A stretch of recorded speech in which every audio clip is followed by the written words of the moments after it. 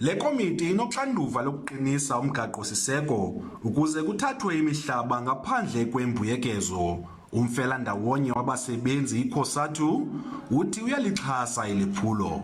This is a unique opportunity for us to try to address our problems in a cohesive and unifying way, as opposed to doing it in a reckless way and simply to ignore a cancerous cell which will explode eventually. Kodwa kukho nenkxalabo yokuba le nkqubo iza kuthibaza utyalo-mali kweli. Where does this scarecrow come from that all of a sudden when we have control of the land, the investments is going to stop, when it is happening now?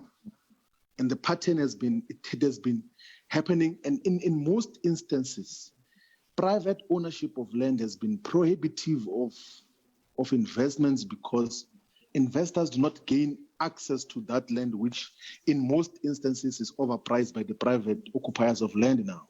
It provokes controversy. It provokes public debate and interest. It has an effect on perceptions worldwide and perceptions within the country.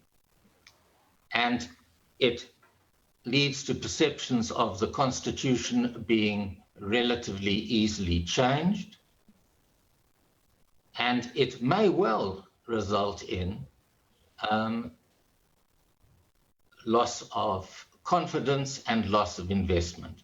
Eminye imibutho ithi inkqubo yokubuyiswa kwemihlaba ixhatshazwa nalurhwaphilizo. Farmers at this point in time are producing food on a large scale. Farmers and the farming sector earns foreign exchange for this country. We've seen exports and imports that sustain this country and the international work for a large part of last year and also this year. It is a misnomer to say when black people start owning these farms, we're going to have issues of food security in the country.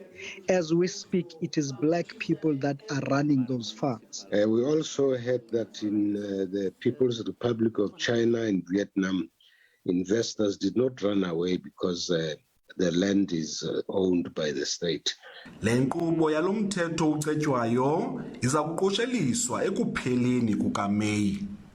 Ulelani Philip, SABC News ePalamente.